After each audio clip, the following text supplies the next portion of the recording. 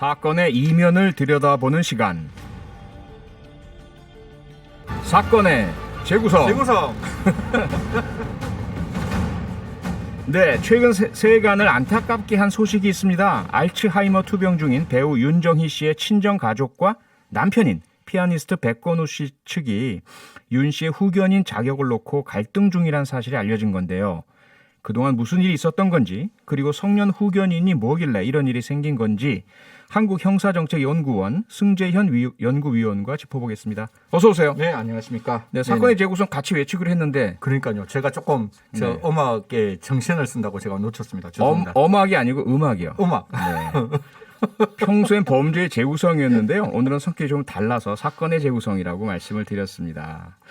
자, 그런데요. 이 분쟁의 시작이 청와대 국민청원 게시판에 올라온 글이었지 않습니까? 네, 맞습니다. 윤정희 씨가 감옥 같은 투병 생활을 하고 있다라는 청원인의 주장. 예. 네, 승재현 위원께서 좀 정리를 해주시죠. 지금은 사실 이제 청원 게시판에는 실명은 지금 삭제됐습니다. 아마 청원 게시판에 올라가는 그 부적절한 사유라 해서 이름은 관리자에서 이제 관리자가 이름을 삭제했는데. 네. 저도 제일 처음에 그 내용을 읽고 되게 좀 이렇게 마음이 되게 아팠어요. 외부와 단절된 채 하루하루 쓰러져가는 영화배우, 이제 이름이 다 나왔으니까 그냥 말씀, 윤정희 씨를 구해주세요라는 이야기였고, 예. 사실 남편과 별거를 한 상태로 배우자의 보살핌을 받지 못하고 있다. 또한 파리의 외곽에 있는 한 아파트에서 외로이 알츠하이머와 당뇨와 투병하고 있다. 근처에 딸이 살기는 하나 직업과 가정생활로 본인의 생활이 바빠 엄마를 제대로 돌보지 못한다. 이런 내용이 나오면서 네. 도대체 이분이 누구일까라고 이야기를 했고, 이제 그게 지금 우리가 이야기하고 있는 우리 윤정희 선생님이시고, 네. 그 남편이 이제 백건우 씨인데요. 예. 백건우 선생님인데, 백건우 씨 측 입장에서는 절대로 아니다. 이거는 전혀 뭐 사실 무근이다. 잘못된 내용이다라고 이야기하면서 주위에 있는 사람들의 정언도 뭐 나왔어요. 딸하고 피아노 치는 모습도 보이고 뭐 굉장히 즐거운 모습도 보이고 있다라고 이야기를 하는 과정에 네. 이제 지금 우리가 이제 이야기를 할 성년 후견인 제도가 걸려 있는 부분이 이제 있고, 네. 여기에 대해서 오늘 다시 한번 그 동생 측에서 이야기를 했는데, 동생 승 씨가 다 손 씨예요. 원래 윤정희 선생님의 원래 본명이 손미자 선생님이기 때문에 손 씨고 삼남 삼녀가 있는데, 예. 어떻게 이야기를 했는가 하면 가정사가 사유화되어서 죄송하다. 이건 절대로 재산 싸움이 아니다. 이제 후견인 제도에 다투고 있는 것이, 그래서 윤정희 씨 재산을 윤정희 씨에게 충실히 쓰였으면 좋겠다. 지금 윤정희 씨의 재산은 여의도 집 2채와 예금 재산밖에 없기 때문에 네. 이걸 가지고 재산 다툼으로 가는 것은 아니다라고 이렇게 적극적으로 해명하고 있습니다. 지금 승재현 의원께서 설명을 쭉 해주셨지만 처음에는 누가 올렸는지 몰랐어요. 네네네. 물론 윤정희 씨라는 그 대상자는 알려졌지만 그런데 오늘 오후에 이분들이 윤정희 씨의 동생들이다라는 사실이 알려졌고요. 예. 그다음에 이제 앞서 이제 양측 입장을 다 말씀 주셨는데, 처음에 이 글이 올라왔을 때는 일방적인 한쪽 주장만 있었잖아요. 네네, 맞습니다. 예. 그래서 지금 계속해서 사실들이 드러나고 있는 상태이긴 한데, 만약에 처음에 주장만 있고 그것이 사실인 것으로 밝혀진다면, 그래서 알츠하이머를 앓고 있는 연로하신 윤정희 씨를 이렇게 정말 말의 표현대로 그렇게 방치하고 하는 상태라면 형사처벌도 가능한 건가요? 가능하죠. 사실 이 내용을 그냥 이 사실대로 그대로 그냥 전제를 하고 말씀드리겠습니다. 이건 아닐 수 있는데 우리 법은 옛날에 혹시 고려시대 고려장이라는, 고려시대 고려장이 있었는지, 고려장이라는, 조선시대 고려장이었죠. 조선시대 고려장입니까? 죄송합니다. 제가 국사 실력이 저도 몰라요. 그런 것 같아요. 기억에. 예. 그래서 제가 지금 말씀드리고 싶은 거는, 우리 법에서는 나이가 많거나 어머니 아버지가 되겠죠. 예. 나이가 아주 어리거나 또 뿐만 아니라 질병 그 밖의 사정으로 도움이 필요한 사람에 대해서 법률상 계약상 보호할 의무가 있다. 그러면 어머니와 아버지는 딸의 입장에서는 당연히 어머니와 아버지를 법률상 보호해야 되는 입장이고, 아버지 어머니는 딸을 아니면 아들을 당연히 아이를 보호해야 될 입장이니까 그런 경우에 이렇게 방치, 유기를 하면 일반적인 경우는 3년 이하의 징역 또는 500만 원 이하의 벌금인데, 직계 존속을 아까 고려장 말씀을 드렸잖아요. 직계 존속을 그렇게 방임을 하면 이거는 형이 확 올라갑니다. 10년 이하의 징역으로 올라가는 것이고, 그렇게 해서 만약에 홀로 방치된 분이 생명의 위험이 발생을 한다 이러면 또 형이 확 올라가는데, 특히 자녀가 부모를 유기를 하고 그 부모님이 생명의 위험이 발생한 경우에 있어서는 기본적으로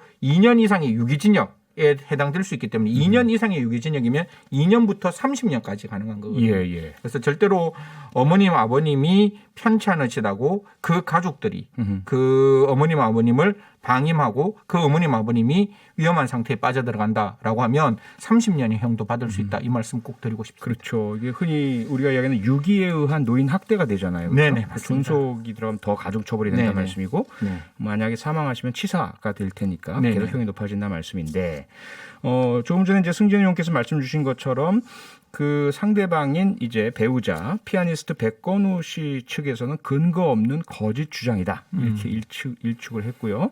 아까 말씀 주신 것처럼 그 옆에 바로 그 옆에 이제 딸이 살고 있고 프랑스의 법원이 지정한 간병인이 네네. 돌봄을 계속하고 있다.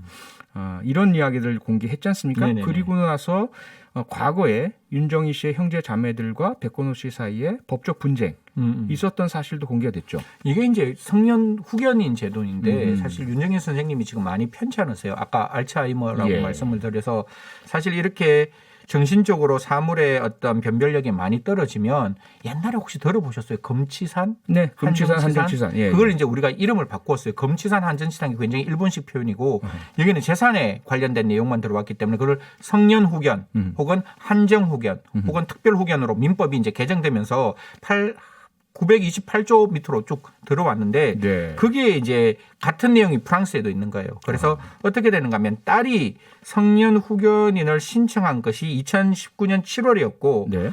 그러면 딸이 성년 후견을 신청하고 딸이 지금 성년 후견인으로 되어 있는 듯한 모습이 보이니까 예. 그 윤 씨 동생 3명이 프랑스 법원에 이의를 제기했는 거예요. 어허. 아니 딸이 성년 후견인이 되는 게 아니라 이렇게 방치하고 있는데 우리 누나, 우리 언니를 우리가 돌보겠다라고 해서 성년 후견에 대한 이의를 제기하는 소송을 제기했지만 네. 프랑스 법원은 지난해 말 기각했다. 이유 없다. 아하. 지금 딸이 하는 게 충분히 맞다. 라고 이야기하는 거고 네. 여기 청원에 들어오면 뭐 만나게 해주지 않는다, 전화해주지 않는다, 뭐 이런 내용들이 들어와 있는데 네네. 그 백건우 씨 측 그 이야기를 따르면 이건 파리에 있는 프랑스 법원이 이 부분을 결정했다라고 이야기를 했기 때문에 아마 이 부분도 프랑스에서 어떠한 그러니까 성년 후견을 했는지가 정확히 나오지는 않았는데 분명히 이제는 그 성년 후견인 제도에 대해서 이러한 동생들의 소송은 프랑스에서는 기각되는 거는 확실하다. 이렇게 말씀드리겠습니다. 예. 그러니까 우리나라랑 프랑스 법 체계가 아주 미세한 차이는 있을지 몰라도 거의 대부분 유사한데 그렇죠. 그래서 프랑스에서 이미 법적인 분쟁이 있었고 그 네네. 결과 현재의 딸과 남편이 후견인을 맡고 네네. 있는 이런 상황이 옳다라고 프랑스 법원이 결정을 내렸다. 그렇죠. 예. 그런데 동생들은 우리나라에 와서 다시 문제를 제기한다. 이렇게 이해해야 되겠네요. 그렇죠. 그렇게 보입니다. 자, 예. 그러면 이런 여기서 이제 성년 후견인 제도 앞서도 살짝 설명을 해주시긴 하셨는데 네네네. 조금 더 명확하게 성년 후견인 제도에 대한 설명을 좀 해주시죠.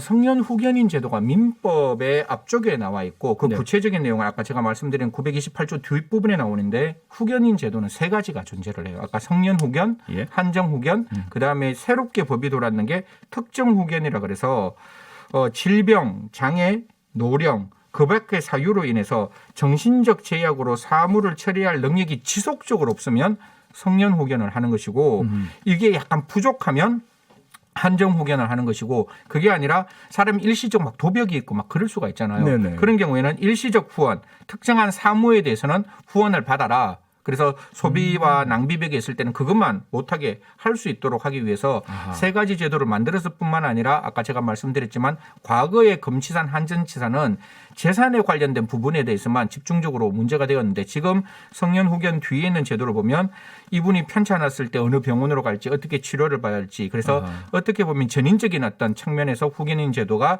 그 사람의 인격적인 측면을 돌볼 수 있도록 그렇게 2011년에 이제 후견 제도가 바뀌었습니다. 아, 예. 쉽게 이해하면 어린이에 대해서 부모가 모든 것들을 결정하는 것과 유사한 법적 보호자와 같은 그렇죠. 성년 후견인이다 이렇게 네네네. 이해하면 되겠네요. 예, 맞습니다.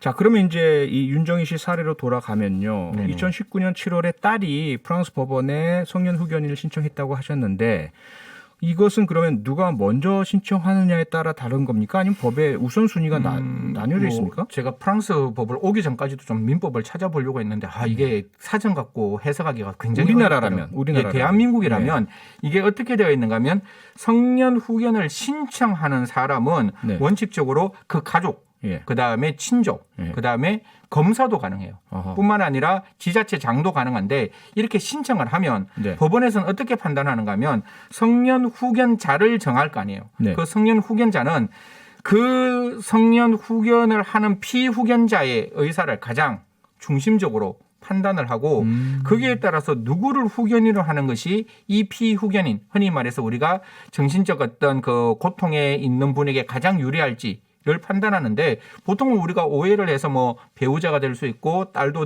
그러니까 자녀가 될 수 있다 이렇게 생각하는데 그게 아니라 네.